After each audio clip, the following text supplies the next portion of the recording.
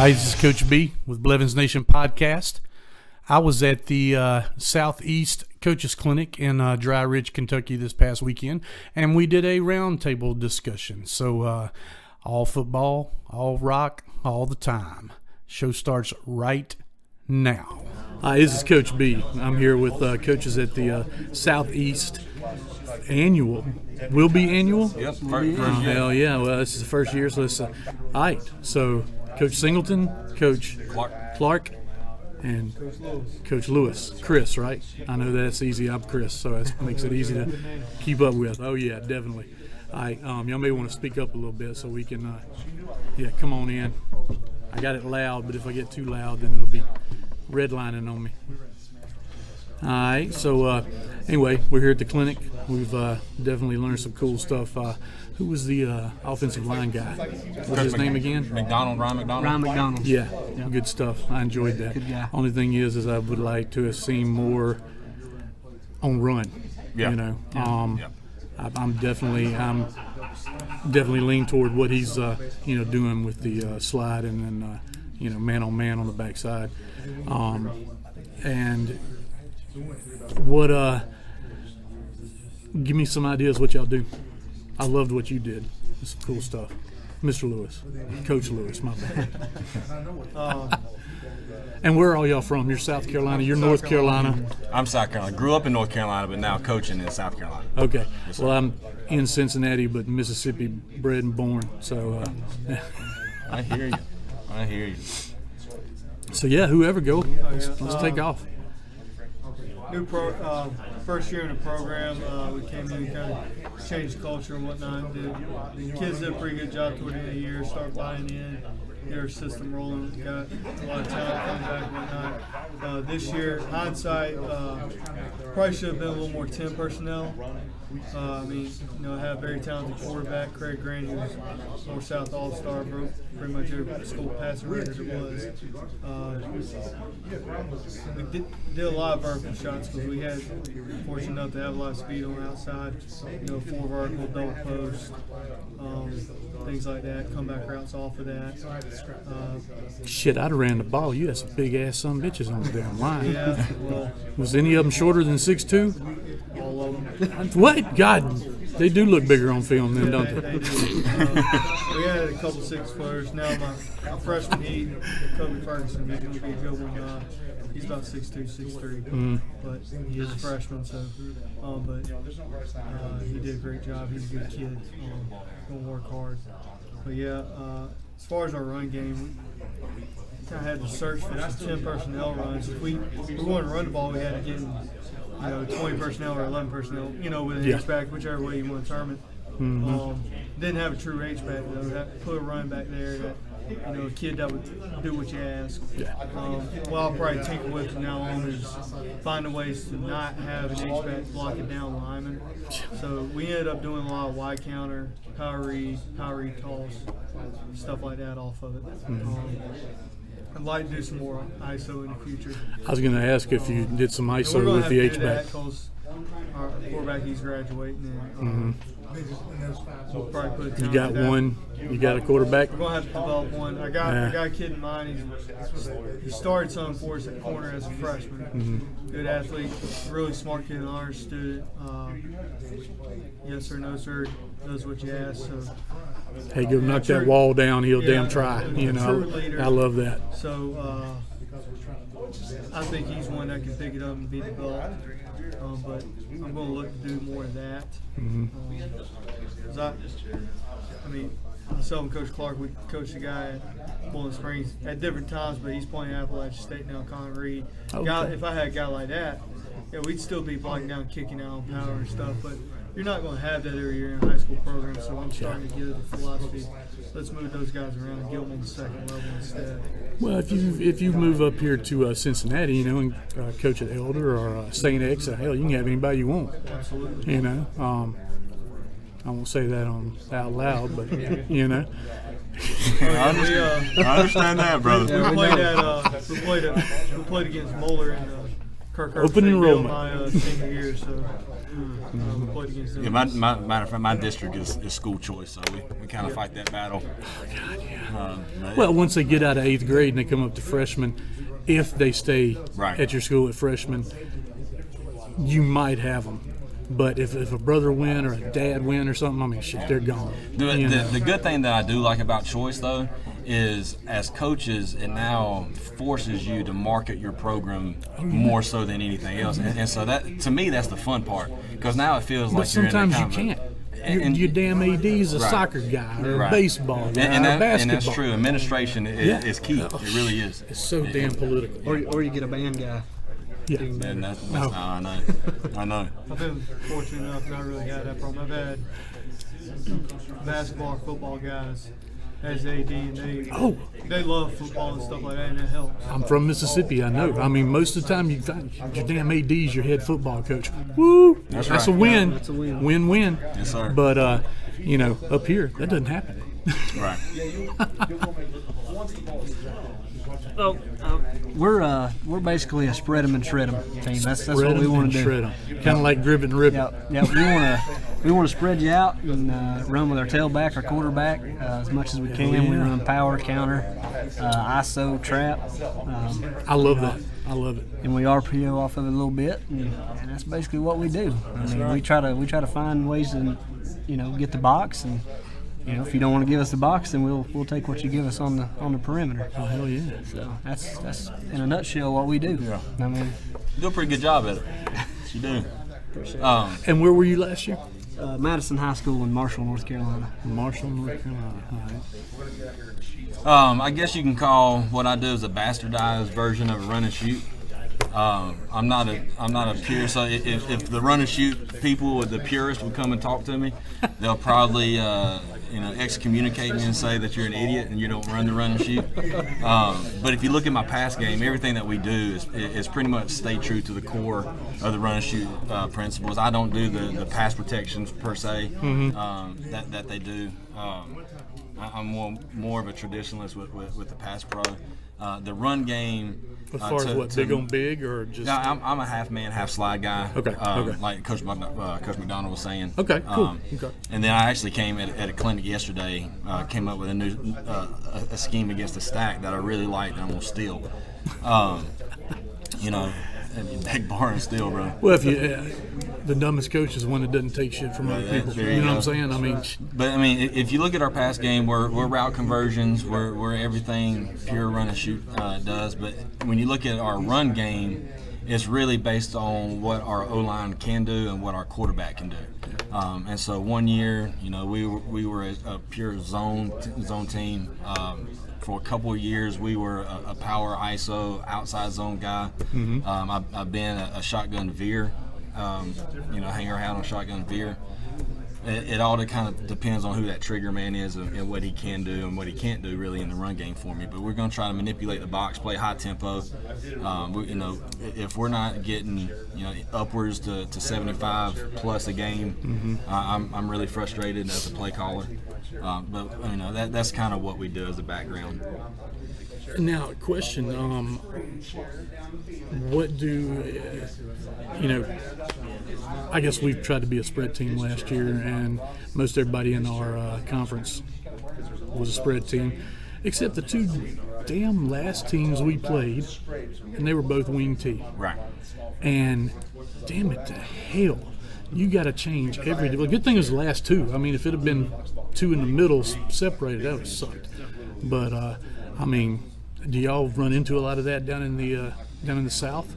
Well, for us in SEC South country, Carolina, you're in Georgia. Georgia, ACC. That's well, for us in South a little Carolina, there's very few teams that run pure wing T. right. In South Carolina, you're going to see spread, and you're going to see a version of triple option from either shotgun or under center, running the old school Paul Johnson double slot. When I was in North Carolina, I coached in the mountains of North Carolina with Coach Singleton, and it's pure wing tee, and that's all we're going to do. And so, well, I mean, you probably got the guys for it. Well, yeah, you're going to get a ton of wing tee in the mountains, North Carolina. Western North Carolina, you're going to get a ton of wing tee. You have very few true spread teams in Western North Carolina. I mean, you're going to get anything from pro style to wing tee. I mean, that's what you're going to get. And I mean, there's a few spread teams as far as natural spread teams, but like he said, I mean, West Henderson, wing tee. I remember my first year as a head coach, I was at North Henderson, and we go. I'm trying to remember the schedule. T.C. Robertson was spread. Then we go through that, so we go to Polk County, that would go spread to veer option. Swain County was Houston split back veer.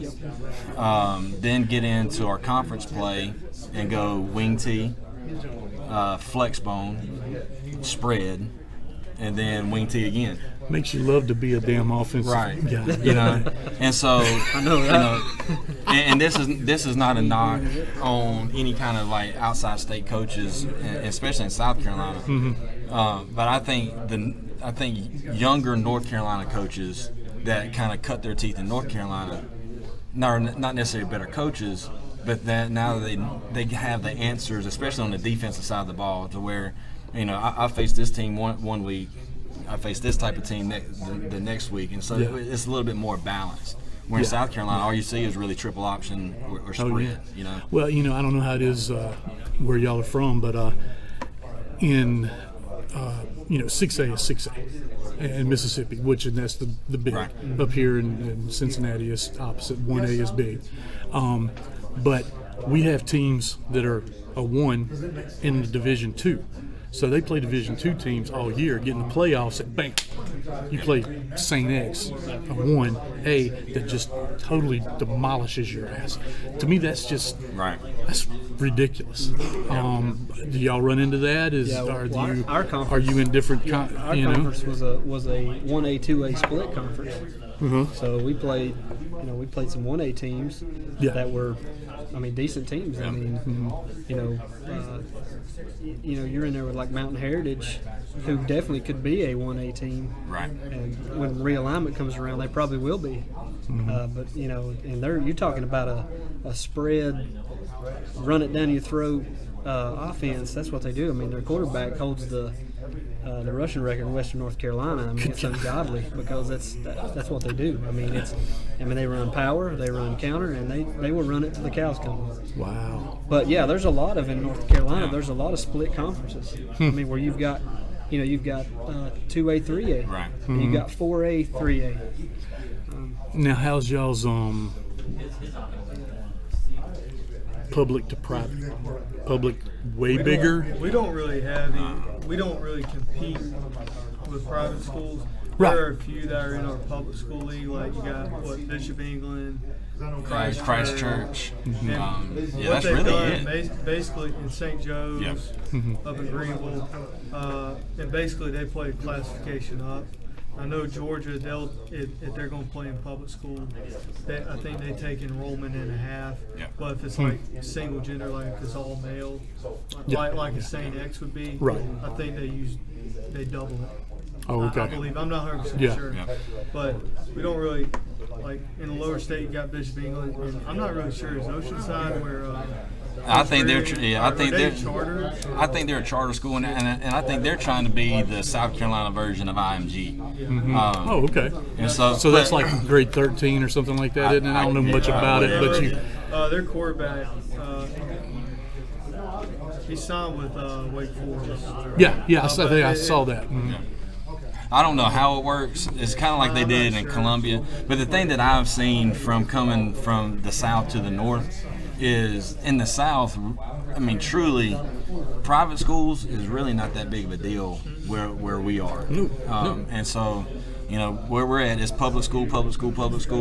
If you're a private school, then you're not really playing. Now, I'm not saying that private school in South Carolina is not any kind of athletic in any kind of way. But the level of competition between private and public is way different than it is where it is up north in you know, with St. Mississippi, Nick's and things like that. Mississippi, we didn't play. I graduated in '87. I'm born in '84. Oh shit! I was born in '83. I was born in '89. Oh my god. Yeah. Anyway, so we didn't play. We didn't play private and public, didn't play each other. And you had your own championship and your own playoffs and stuff like that. And then I get up here, and of course 10, 15 years ago they started playing 1 or 2 games just to play each other, and now up here you got Elder, you got 100 kids on the damn football team. St. X has got 2 freshman football teams, 2 or 3, and it's like, damn. I went to a private school in Mississippi, and my 2 years I went there, our graduating class was 32. Right. That's That's generally what it is in South Carolina. so they're small. There might be one Very, very private small. school that's got 1,000 student enrollment, maybe. I don't they even know. have I what? don't I don't even know know if if there's that. that. And they got 50 on the team, football team, maybe. To be honest, I don't even know if they our private school kind of the marquee program is Hammond, and that's down in Columbia, and I think Coach Kimry's won like probably 10 states and championships in a row, but I think their school enrollment, I don't even think maybe from kindergarten up is 1,000. Oh, I know. But and they probably have anywhere from maybe 30 to 40 on their varsity program. Wow. And so it's very limited. Most of the private schools in South Carolina, they're going to be from Columbia on down. Like, I think in the upstate, I mean, I can't think of any that many that play in schools Right. other than maybe SCA and Oak Park. Right. But like Christchurch and St. Joe's are private schools that play public in the upstate. And that's pretty much all that comes to mind as far as private schools in the upstate. But you see them more in Columbia in your more rural areas. Yeah. Well, in up in the mountains in western North Carolina, you got Christ School, you got Asheville School, and Asheville School is not a big deal. Christ School is becoming a big deal because, I mean, now you're taking a kid like the Gibbs kid that was Owen. He transferred to Christ School. He gained a year. Yeah. So he reclassified. He gained a year. So he was a junior. He was going to be a senior at his high school at Owen. He transfers to Christ School. He's back a junior. He gets 2 more years. And to be honest with you, that's when I was at Bowling Springs before Coach Lewis got there. We had I believe 4 of our 9th graders that was rising 9th graders ended up now going to the local private school and basically have 2 8th grade years just because of what their birthdays were, and they wanted to get a little bit, for that. and so for us, especially in the upstate, the private school is more inclined for better public school teams of kind of manipulating the system. Yeah. Whereas up in the north, it's kind of more of the private school is out there recruit.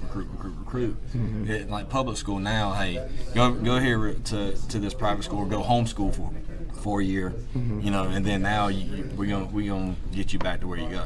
That is one trend.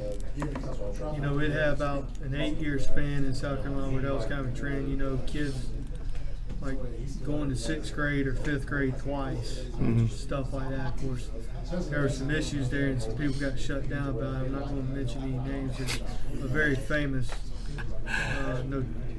coach that was known for doing that, but nobody really cracked down on him. And then he retired, so they started cracking down. I'm not going to mention his name. But that trend, I haven't seen as much as that being the trend in South Carolina anymore. I've seen more of a trend of kids, especially in school choice districts, moving schools. And good, bad, I'm not sure. I'm more of a, I went to a high school where we were one high school district. Yes, me too. You wanted to play for that school. Yeah. There was a lot of pride in it. But then you get in bigger cities like Columbia, and I think it's a bit of an issue in Greenville. And I don't know enough people in Charleston yet to know how big of an issue it is there. I know one school in particular. There is an issue there, but I'm sure there's issues everywhere. So I see it more in the bigger cities. Yeah. I mean, there's still a little in South Carolina. Still feel in your more rural towns. There's still that hometown feel, which that's the great thing about high school football. Oh yeah. That's why I wanted to go to Texas. And I told my wife we were moving. Speaking of Texas, did you see that tweet? Did you see the tweet coming out? Where there's over 120 coaches over $100,000. Yeah. Oh, I know. It's ridiculous. That's Well, hell, crazy. the two biggest schools, and this was a few years back, the head coaches don't even teach. Nope. Right. Don't do shit. $1 million a year to coach football, and that's it. There's some in Georgia. It's 7 unbelievable. figures to coach football. There's some in Georgia that way. Really? Yeah, and I was the idiot that turned Rush Probst down. There you go. Good job. Another question here, real quick. Where I coached last year, we had one guy. One guy was already committed to Kentucky, and he transferred from another school to us. And we had one guy out of 28 seniors wanted to go play football after high school, and I was like, that just floored me.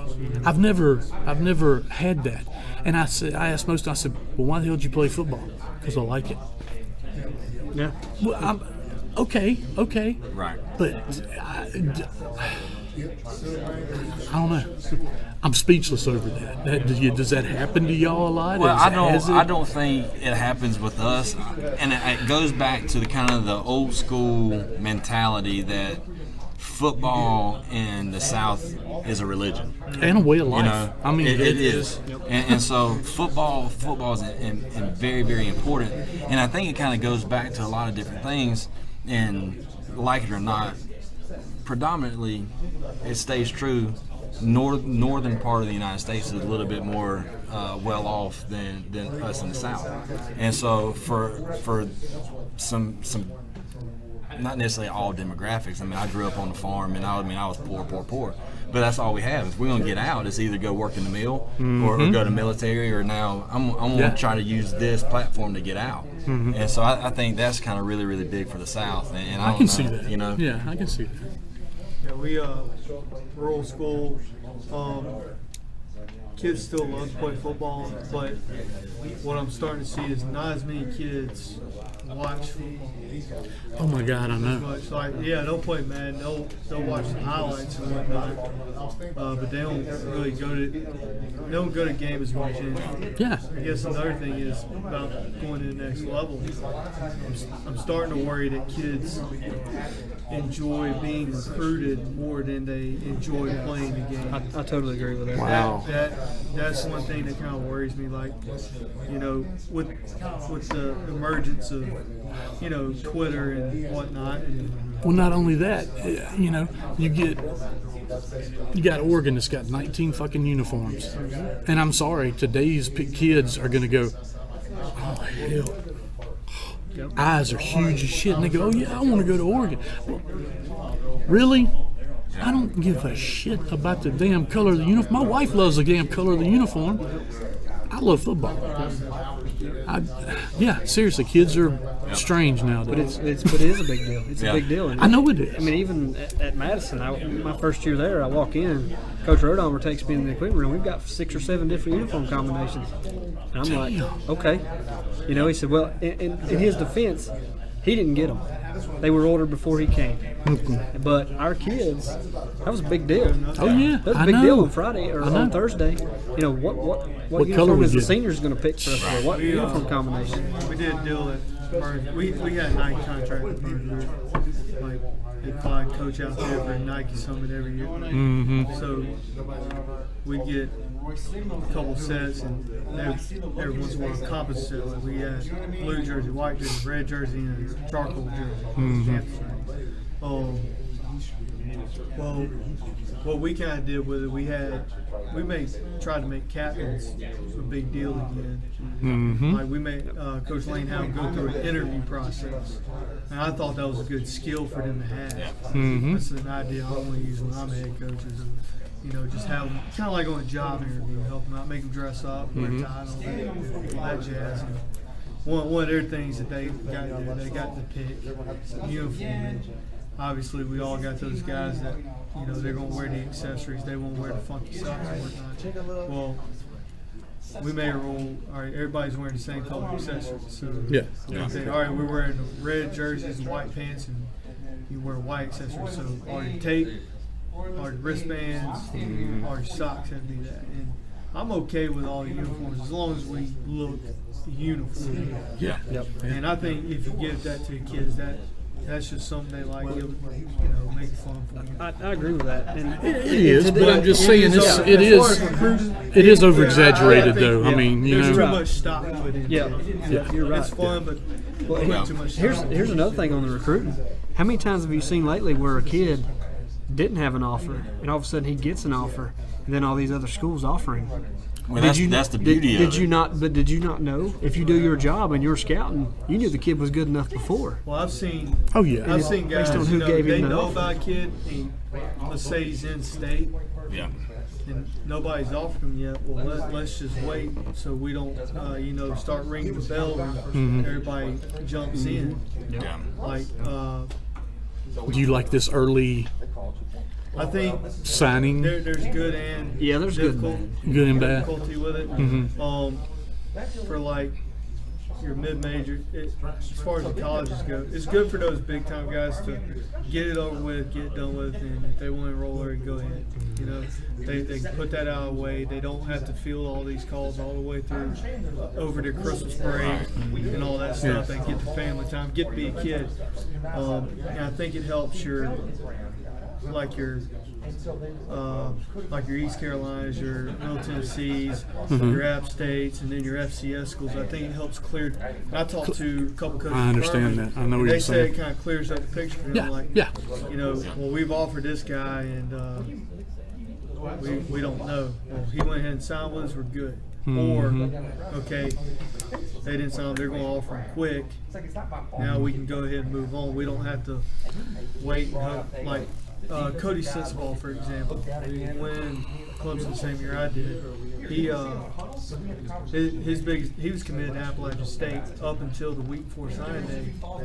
Last minute, Clemson comes in and offers him.